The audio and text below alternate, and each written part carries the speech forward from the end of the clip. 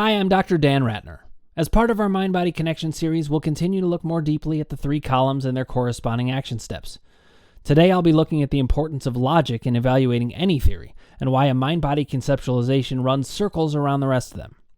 If you haven't already, click subscribe, ring the bell for notifications, hit like if you like what you're hearing, and put your comments below. And finally, the website www.crushingdoubt.org is up and running, and you can reserve your place in one of my seminars or get any of my PDFs on the site. All of you sufferers out there are struggling with a problem we all know well, and I have identified many times on this podcast, and certainly experienced myself. You have too much information and not enough information all at once. You're combing through all kinds of things and can't figure out what to keep or what to throw out, or you can't find any information on the things you're looking for. Well, one way to organize your information is to learn how to throw out actually bad information and collect the good stuff. But you've got to be able to understand what's what. And it's actually not as easy as it sounds. A lot of good sounding information turns out to not be such good information. And a lot of bad sounding information is just not being presented the right way. So another way of going about thinking about what you need to hold on to and how to get this information to settle in with you is to see how good does the information fit together in one broad overarching theory. This is part of the key of the three-column system, is developing a system that actually holds together with the whole broad perspective. So let's talk about how you evaluate a theory in general. One of my first rules of thumb, and I've talked about this before, there's a philosophical principle called Occam's razor. What this means is that the more assumptions you have to make in a theory, the less likely that theory is to be true. Assumptions are a risky proposition. And usually there's no reason to make assumptions when you've got a good theory, a good scientific theory that bears out. So the more we get the broad picture into focus, the better those specifics tend to fit in. And the more we can remember it and let the information slide right off as not particularly relevant if it isn't. A lot of times there are specifics that are mentioned, but it doesn't fit into the broad picture. When information doesn't fit into the broad picture, you pretty much can dismiss it. So when people say to you, oh, compensating for a given muscle is the reason for all of this pain, that doesn't make any sense. It doesn't capture anything about the broad perspective. It leaves out all kinds of information. You can dismiss that as irrelevant right away. Again, just the general concept, specific things that don't explain or fit in with the broad picture are not only likely to be wrong, they're likely to be very wrong. Another thing that I like to say is a theory that is 80% right is basically useless unless it's used as a building block towards something real. One of the analogies that I often use is the orbits of the planets. When people were trying to figure that out, once they figured out that the sun didn't revolve around the Earth, they made an assumption. And that assumption was that the orbits were circular. But the stars only aligned about 80% of the time. That's where I get my 80% number, is from this anecdote. The stars and the planets only aligned about 80% of the time. When a guy named Johann Kepler came around and realized that they were elliptical orbits, in other words, ovals, they applied that theory, and it was right 100% of the time. None of the data ever ran against it. That's a theory. That's a good theory. When things are right 100% of the time, we actually move from a theory into something called universal law, where we just know it's true. We don't have to question it anymore. Gravity is a universal law. Mortality is a universal law. It happens all the time, 100% of the time. If it's less than 100%, it's not a good enough theory and it needs more work.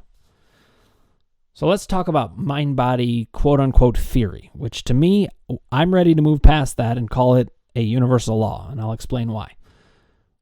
Why is mind-body theory a more trustworthy theory than all the other things you hear about what's going on in the body? Well, I'll give you my perspective, and then, of course, you weigh it in your mind, and you can put your questions in comments below, and we can have a discussion about it.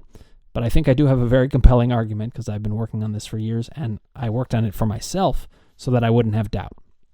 Here is why.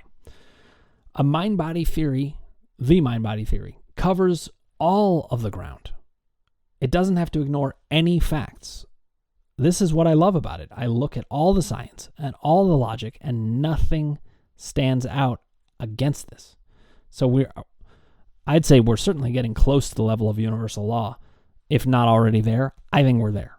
And I'll say more about why. So let's take a quick look at the facts, and we can see the convergence of information from so many different areas, all adding up, and no information contradicting it effectively. None. Some people will claim that it does, but if you talk to them about the science and the logic, none of that holds up. We have 0 strikes against us, and we've got everything in our favor. Convergence, meanwhile, is a principle that's very important in figuring out what is true. The more factors that point in that direction, the more likely it is to be true. Let's talk about the factors, the facts and factors that we have on the side of mind-body quote-unquote theory. First of all, injuries heal. All of these sufferers, I include myself in that because I was for 8 years, all the people who suffer for longer than, let's say, 8 to 12 weeks when the worst broken bones would heal, it's running against the facts. The only theory that makes sense of it is a mind-body theory. But most of Western medicine is saying, no, you can re-injure things, or there's compensations, all these complicated things that skip over the fact that all injuries heal. You don't have a cut on your arm or somewhere else that doesn't heal for 8 years. It doesn't happen because the body heals. Here's another thing. The mind is already very clearly controlling the body. You can't do this without it. You can't even move a muscle without it. Movement is a mind-body process. Everything we're doing is a mind-body process. We blink, our heart beats, we're breathing. All of this is a mind-body process. My speaking is a mind-body process. Meanwhile, we have very specific examples of a psychosomatic response. Crying, blushing, goosebumps, erections. I've talked about these things before. It actually requires a bizarre assumption to think that the mind-body process only applies to certain body parts and certain functions. But that is literally what Western medicine is saying, even when they recognize any of these things. Like they'll say, blushing is a mind-body thing. We get that. They might say that. But even if they say that, why would it be that it only works in the circulatory system and only in your face? These are huge assumptions that make no sense whatsoever. And it's not just the science, but even more so the logic that undercuts all of these theories that go against it. Whereas it requires only one, I'll say, assumption to accept that the mind-body theory is correct. And that assumption is that the mind does, in fact, control the body all the time. That's the only assumption you need for this one theory. I had a video come out earlier on peptides, and that's even the mechanism of it. So we're going to talk about that as another converging evidence. We know why this happens, and we know how it happens even. But we certainly know that the mind is controlling the body all the time. The brainstem, the oldest part of the brain, is already controlling the whole body, and we don't even have to do anything. Your heart is beating every day, even when you are asleep at night. Your heart is beating. You are breathing all of that time. We don't even need to do anything. It is very clear that the brain controls the body very easily. So it's kind of funny to me that we're questioning, could it do it about such a low-level thing as pain? It can control your heartbeat and keep you alive without you even having to think about it. Can it make you have pain? Yes. Here's another piece of convergent evidence. Degeneration does not hurt. Now, I've talked about all of these things at different times, but I decided I wanted to collect it all together to show you why this theory shouldn't even be a theory. It should be considered a law. Degeneration doesn't hurt. Your eyesight gets worse over time. It doesn't hurt. Your skin gets worse over time in certain ways, whether it's freckles or wrinkles or whatever skin conditions, but it doesn't hurt. Muscles atrophy. It does not hurt. None of it hurts. So we're supposed to believe in this assumption that in a certain way, in certain parts, it does hurt when it degenerates. This is a bizarre theory, and I'm wanting to recognize that at such a strong level to show you, because you have to think about it in that way to recognize what's really happening. We are being tasked with proving our theory when our theory has no holes in it, and their theory is just glaring with holes. Here's another piece of convergent evidence. Metaphors of the body. Our language is telling us things when we talk in ways like this. You make me sick. He's a pain in the neck or pain in the ass. She got under my skin. I'm itching to get this done. I could go on and on and on. Don't sweat it. He got hot under the collar. All of these things are metaphors of the body. But here's the thing about metaphors. Metaphors always come from a reality. You're comparing something to something that actually happened. So our very language is telling us that the mind-body experience has always been there. Meanwhile, in writing throughout history, not just literature, but historical writing, every culture in every area of the world has recognition of the mind-body process going back to the dawn of writing. These are in different continents that never interacted with each other. Every human experience has this factored in. I have a whole list of them. I'll do a video on this separately. All the cultures that show this. In addition, peptides. We talked about this in the video last week. This is about the how does it happen. So we have the scientific process that shows why the brain can control every cell in the body. And of course it can.